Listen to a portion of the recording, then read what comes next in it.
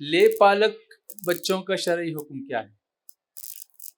لے پالک جی یعنی دوسرے کا بچہ جسے گود لے لیتے ہیں جی، اور اسے پالتے ہیں، اڈاپٹ کرتے ہیں جسے بچے ہاں کو، یا اس کو متبنہ بھی کہتے ہیں۔ ہاں متبنہ، جی اسے متبنہ بھی کہتے ہیں، جی لے پالک بولتے ہیں۔ جی، ہاں اس کے بارے میں کیا سوال کیا ہے؟ اس میں یہ ہوتا ہے کہ بچے کو لے تو لیتے ہیں، تو کیا اس کو وراثت میں بھی حق ملے گا، یا اس کے ساتھ جس نے لیا ہے اس کا نام باپ کے طور پہ لگے گا؟ اس طرح کے مسائل ہوتے ہیں۔ ہاں آج کل آدھار کارڈ بھی بنانا پڑتا ہے، تو اس میں نام کس کا لکھا جائے گا؟ اس کے اصل باپ کا لکھا جائے گا، یا جس نے لیا ہے اپنا بیٹا بنا ہے اس کا نام لکھا جائے گا؟ ہاں یہ سارے مسائل ہوتے ہیں۔ تو مناسب سوال ہے۔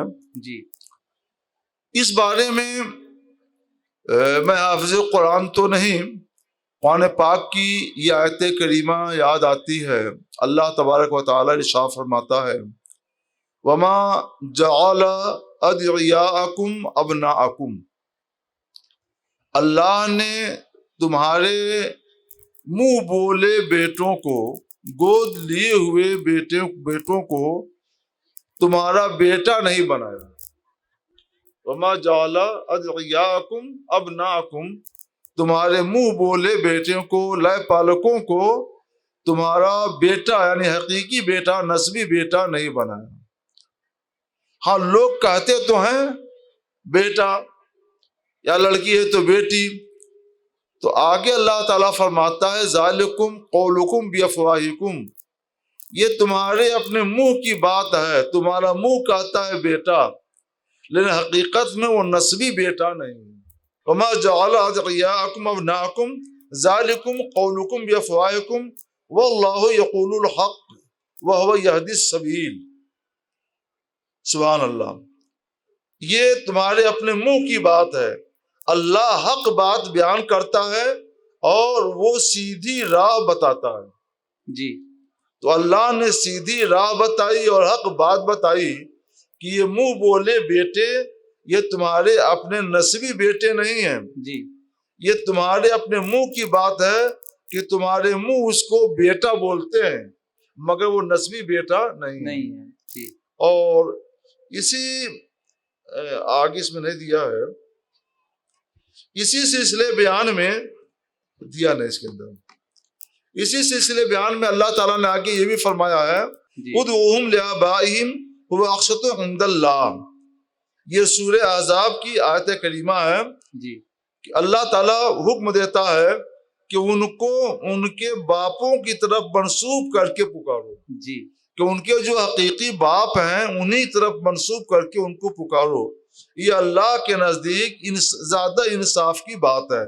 جی اس میں اس آیت کریمہ میں آپ نے سوال سے جو کچھ پڑھا اور پوچھا وہ سارے احکام آ گئے۔ جی پہلی بات تو یہ کہ وہ اپنے نسبی بیٹوں کی طرح سے نہیں ہیں، جی ہاں اپنے منہ سے بولے ہوئے بیٹے ہیں تو ان کو منہ بولا بیٹا کہتے ہیں، منہ بولا بیٹا، منہ سے بول دیا بیٹا، جی ورنہ نسبی بیٹا نہیں۔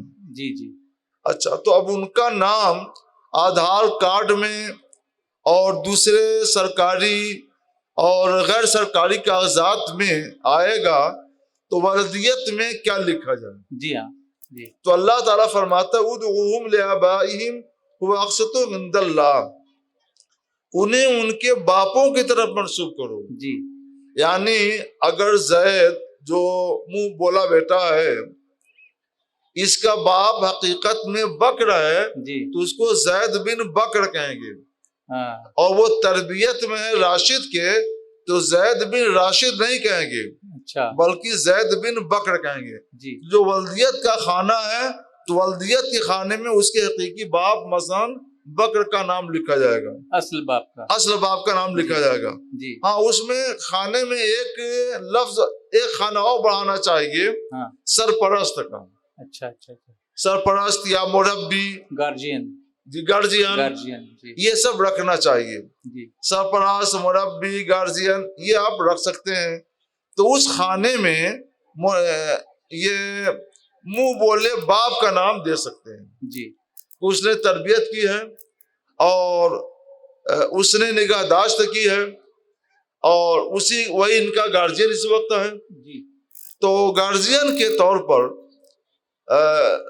اس شخص کا نام دیا جائے جس نے اس لڑکے کو گود لیا ہے. جی جی تو آدھار کارڈ میں تو ایسا کوئی خانہ نہیں ہوتا ہے، جی لیکن دوسرے سرکاری کاغذات میں یا مثلا عقد نکاح میں بھی جی جو اپنے اختیار میں یا جہاں لکھوا سکتے ہیں وہاں لکھوا کر کے جی سرپرست کے نام والے خانے میں اس شخص کا نام لکھا جائے جس نے اس کو گود لیا ہے، منہ بولا بیٹا بنایا. جی جی یہ اور ایک مسئلہ آپ نے وراثت کا ذکر کیا. جی ہاں جی تو قرآن پاک نے اس کو بھی صاف کر دیا کہ جب یہ حقیقی بیٹا نہیں، نسبی بیٹا نہیں، اور جس کی طرف یہ منسوب ہے وہ اس کا حقیقی باپ نہیں، نسبی باپ نہیں، تو میراث میں اسے کوئی حصہ نہیں ہوگا. میراث کی بنیاد قرابت پر ہے، تو نسبی قرابت یہاں پہ نہیں پائی جاتی. اور سبھی قرابت بھی ہوتی ہے تو سبھی قرابت میں صرف میاں بیوی کا رشتہ آتا ہے، دوسرا کوئی رشتہ نہیں آتا. جی لیکن اب ایک سوال یہ پیدا ہوتا ہے کہ جب میراث سے اس بچے کو حصہ نہیں ملے گا، جو بچہ جس بچے نے اپنی زندگی انہی کے پاس گزاری، اسی گھر میں گزاری ہے، جی تو اس کے اخراجات کہاں سے آئیں گے؟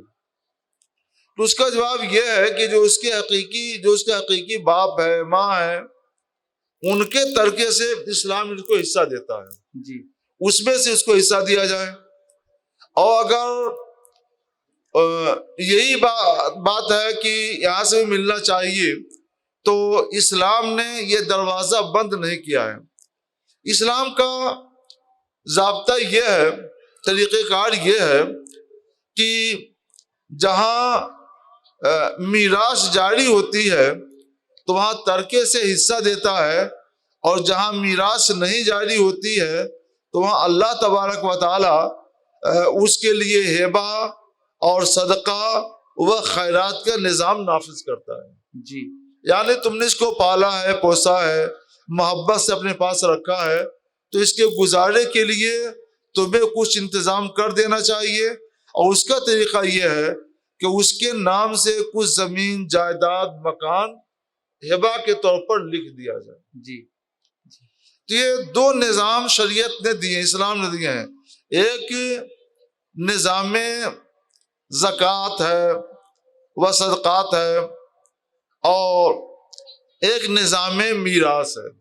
جی ہبہ یعنی گفٹ کر سکتے یہ ہیں. گفٹ ہے. جی تو اگر اپنی اولاد ہے، قرابت دار ہیں، تو وہاں نظام میراث جاری ہوگا اور اس کے ترکے سے حصہ ملے گا.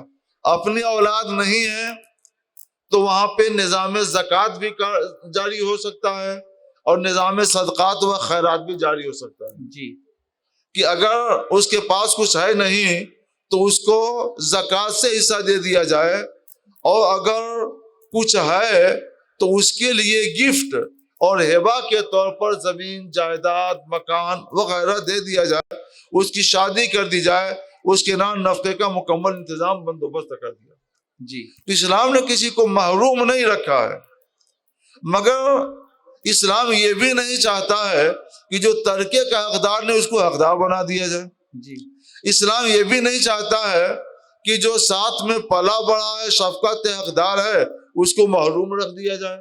تو محروم بھی نہیں رکھنا ہے، اور ساتھ ہی ساتھ قرابت دار نہیں ہے تو اس کو میراث حصہ بھی نہیں دینا ہے. اس کا طریقہ وہی ہے کہ نظام زکوٰۃ و صدقات سے اس کو حصہ دیا جائے اور یہ نظام وہاں پر جاری کر دیا جائے. جی